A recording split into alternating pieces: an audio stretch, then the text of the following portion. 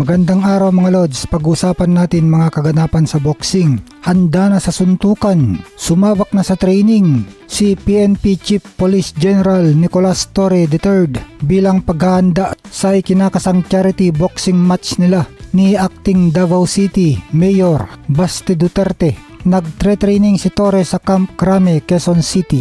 Si Torre ay edad 55 years old at 37 years old naman si Sebastian Duterte. Parang Pacquiao at Barrios lang to, may age gap. Ito naman mga Lods ang pagkumpara sa training ni na PNP Chief Nicolas Torre at Baste Duterte. Sino sa tingin nyo ang mas may galaw? Samantala ayon kay dating world champion at ngayon boxing coach na si Milan Melindo, na base daw sa obserbasyon niya sa ipinakitang training ni na PNP Chief Nicolas Torre III at Acting Mayor Baste Duterte na delikado ang chief. Wala daw itong depensa at kapag umatake daw masyadong inilalapit pasugod ang kanyang katawan. Umaasa si Melindo na pag-usapan na lang at wag nang ituloy ang bakbakan kasi delikado daw. Samantala, nasa Japan nga ngayon si dating Unified Super Bantamweight Champion Marlon Tapales upang tulungan si Naoya Inoue sa paghahanda nito kontra Murodjon Akhmadaliev. At kahit tinutulungan niya si The Monster,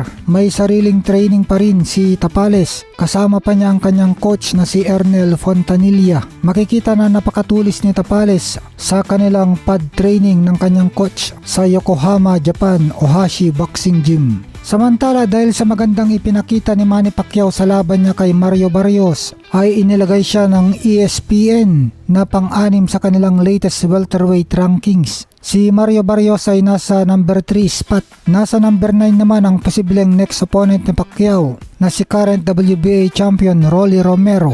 Mas angat pa si Pacquiao kaysa kay Romero. Nangunguna naman si Jaron Ennis at pangalawa si Brian Norman Jr. Samantala, dating IBF Super Flyweight Champion Jerwin Ancajas sasabak sa Amerika kontra sa Uruguay fighter na si Ruben Dario Casero sa isang 8 rounds Super Bantamweight bout sa susunod na buwan, August 2 sa Thunder Studios, Long Beach, California, USA.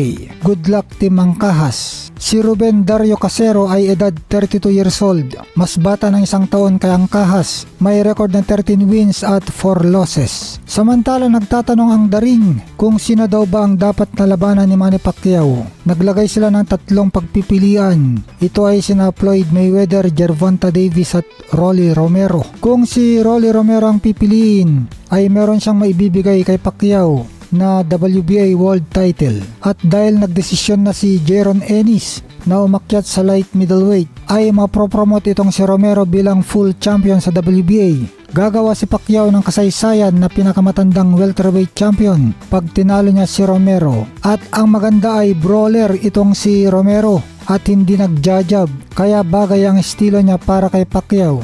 At kung si Gervonta Davis at Floyd Mayweather ang pinili ni Pacquiao ay siguradong mas malaki ang perang iuwi ni Pacquiao kasi mas kilala ang mga ito kaysa kay Romero.